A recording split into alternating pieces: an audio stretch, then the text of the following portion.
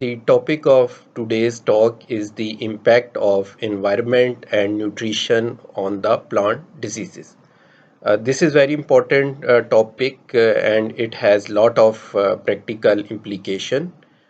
We have little bit knowledge of it in through different previous talks, and today we try to sum up that how the environment and the nutrition play an important role in the establishment of the plant diseases.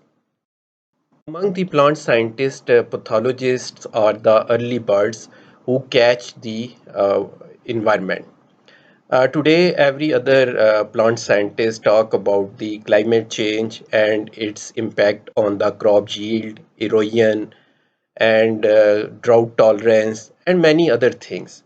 But plant pathologists almost 60 years ago realized that the environment is a key factor in the establishment of the disease and make the environment a part of the disease triangle. We already know that the disease can be only possible if a virulent pathogen interact with susceptible host under the favorable environment. So, in that context, the pathologists since last 6 decades know that without a favorable environment, disease is not possible. So, they are very much way ahead of the rest of the plant scientists.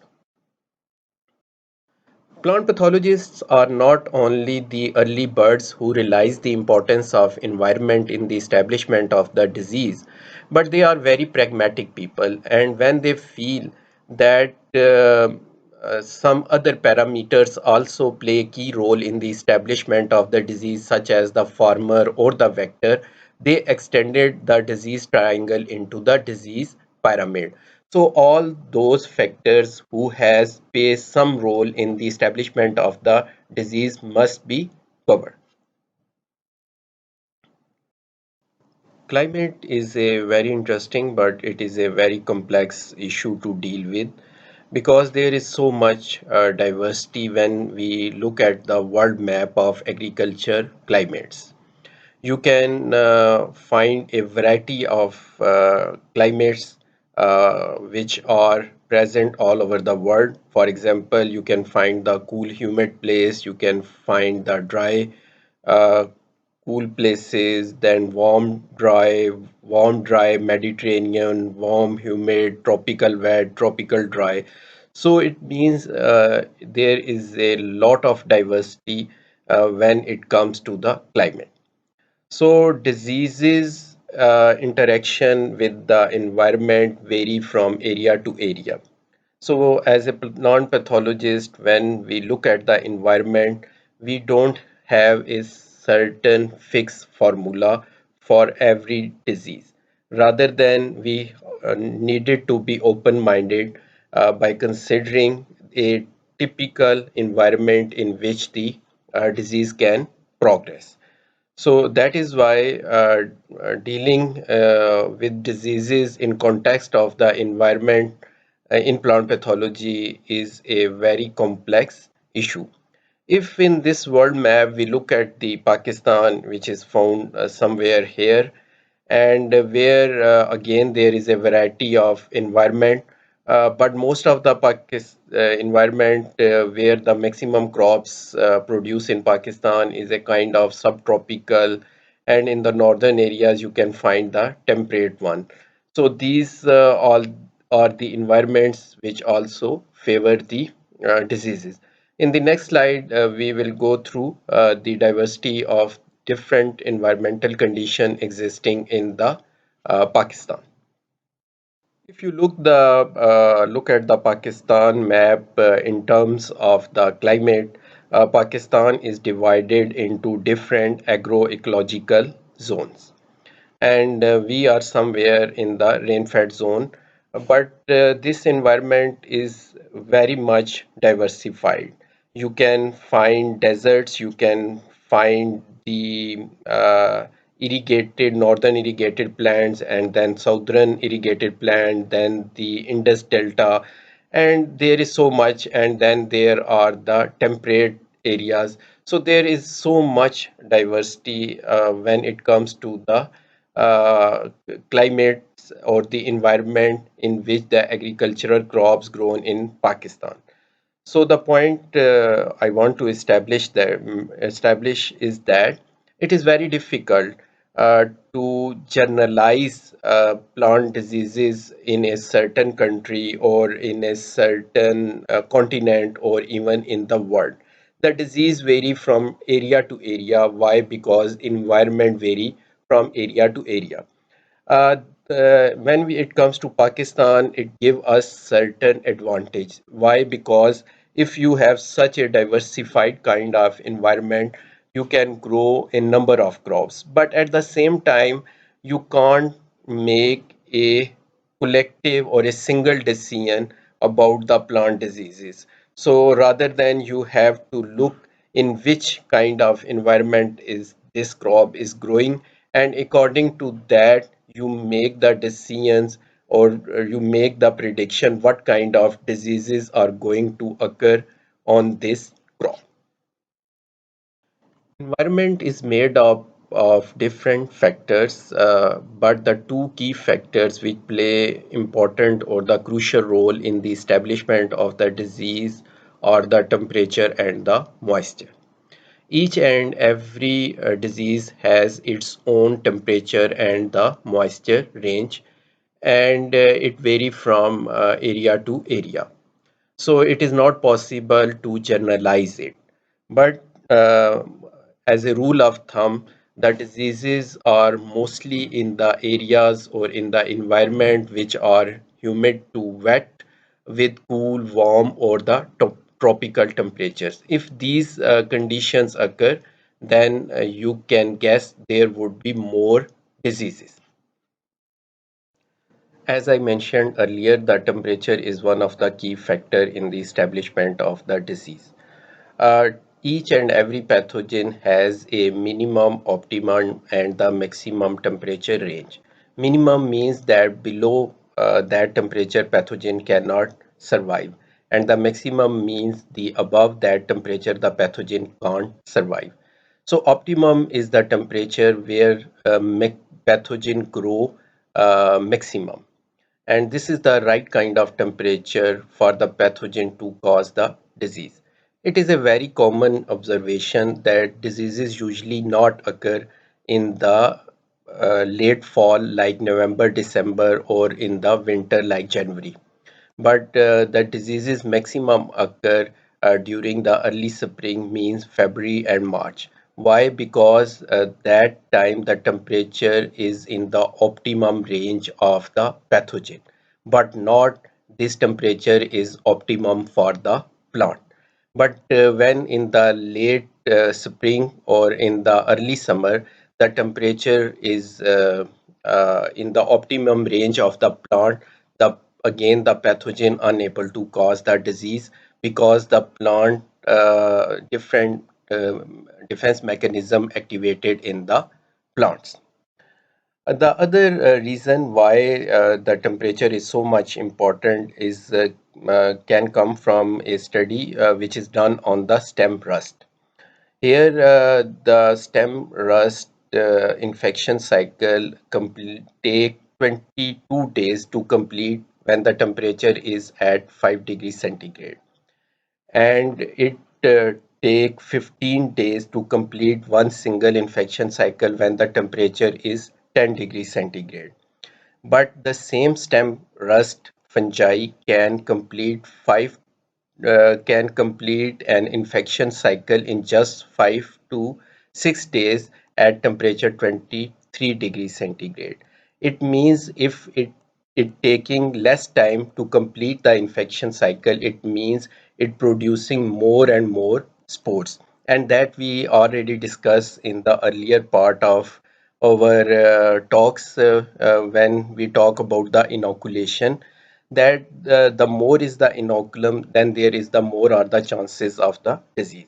So this is how the temperature indirectly or directly control or the establishment of the disease.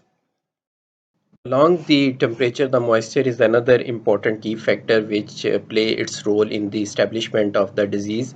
Moisture actually occurs in different forms, for example, rain, irrigation water, relative humidity, dew. And moisture, when there is a high moisture, it usually promote the disease. And why? Because high amount of moisture accelerate the germination of the fungal spores, and if the film of water is present on the plant surfaces, it will help the bacteria, fungi and nematode to penetrate the host. Similarly, like irrigation water help the pathogen to spread from one field to another field. Similarly, when there is a high amount of moisture or water is present, the tissue becomes succulent, and the more is the tissue is the succulent or the fleshy, then there are more chances of the pathogen to penetrate in and to cause the disease. Similar in addition, if there is a more water present in the soil, it causes the waterlogging conditions, and it cut down the availability of oxygen to the plant, and ultimately the roots are destroyed, and which are later invaded by the pathogens. So temperature and the moisture are very key factors in the establishment of the plant diseases. Dealing with the plant diseases is not less than walking on the double-edged sword. Why? Because if the conditions are dry and the temperature is high, then you can expect another group of diseases. For example, you can expect the plants are attacked by the pathogen like Clitotrichum, Ralstonia, and the powdery mildews. And contrarily, when the temperature is low and the moisture is high, then you can expect another group of the pathogen to attack the plants, for example, Phytophthora, Pseudomonas, and Downy mildews. In short, there is a no point that the you can say with the confidence that our plants are protected against the pathogen. High temperature and dryness promote another group of pathogens. Low temperature and high moisture promote another group of pathogens. This literally happened with the plant pathologists because you can't predict what will happen. If the high temperature and the dryness, then disease. If the low temperature and the high moisture, then again the disease. So it is nothing less than a sheer frustration because there is a no point where you can say that now our plants are totally protected against the pathogen. In addition to temperature and moisture, there are other factors which play minor but very important role in plant diseases. For example, the wind. The winds help the pathogen to spread over a vast area, and these wind carry the pathogens not only from one plant to another plant or from one field to another field, but from one country to another country, and even in some cases from one continent to another continent. That is the positive impact of the wind on the establishment of the disease. Similarly, if the winds are with the high amount of moisture, they not only spread the pathogen but make the host surfaces wet. And if the host surfaces are wet, they will facilitate the penetration of the plant by the pathogen. High speed winds cause injuries and facilitate the pathogens to enter into the host. But sometimes the wind also help to control the pathogens. And if the winds are dry, then they make the plant surfaces dry. And when the plant surfaces are dry, then ultimately they have the negative impact on the pathogens. The other factor is the light. Although light has not much impact on the plant diseases, But in some cases, for example, in case of viral diseases, it is usually reported that if the plants are exposed to darkness, then there would be more disease. Soil pH is another factor which also play an important or crucial role in the life of soil-borne pathogens. There is no usually rule of thumb, but it is found that if the soils are acidic, then you can expect more fungal diseases, and if the soils are neutral or alkaline, then you can expect more bacterial diseases. In addition to the environmental factors, host plant nutrition status also play an important role, either in the establishment of the disease or making the plant resistant against the pathogens. All the nutrients such as nitrogen, phosphorus, potassium, calcium, iron, copper, magnesium, zinc has some role in the disease establishment or in the resistance of the plant. It is usually noticed that if the high amount of nitrogen is applied, then it will promote the succulent growth and there is more vegetative growth and delay in the maturity. So the plants are more vulnerable against the pathogen. Similarly, if the nitrogen is applied in a less amount than recommended, it will promote the weak plants and slow growth. And again, the plants are susceptible against the pathogen. So in short, high doses of nitrogen and low doses of nitrogen than recommended both promote the disease. Phosphorus also play a crucial role in and its role vary from pathogen to pathogen, but usually it is considered that if the phosphorus is applied, it usually make the plant resistance. And the same is the story in case of the potassium. Potassium has the ability to heal the plant wounds as well as protect the plants against the frost injury. So by these two mechanism, potassium usually help the plant to become resistant against the pathogen. Calcium strengthen the cell wall of the plant, and if the cell wall is strengthened, it means it stop the penetration of the pathogen, and in this way, it help the plant to become resistant against the pathogen. And same is the story in case of iron, copper, magnesium, zinc. And if they are applied in a balanced amount, they usually helpful the plant against the pathogen. But rule of the thumb is same. If the plants are grown on a very balanced nutrient, then there are less chances of the disease.